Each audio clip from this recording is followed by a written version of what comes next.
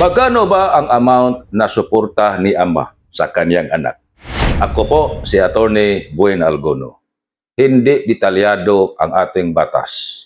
Under Family Code at under Anti-Violence Against Women and Children Act of 2004 kung magkano ang exact amount para sa suporta ni ama sa kaniyang anak.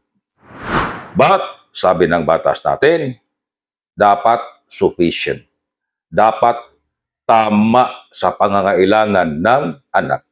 Kung ano ang sufficient o tama, depende rin sa mga circumstances. At dapat i-determine ang pangangailangan ng anak. Halimbawa, ang pangangailangan ng pagkain, sa education, o sa kalusugan, at iba pa. At i-determine rin ang financial capacity ni ama.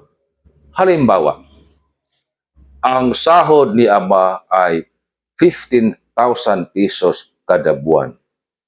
Unfair naman para ni ama kung iobliga siya sa ina ng bata na magbibigay ng suporta na 20,000 kada buwan.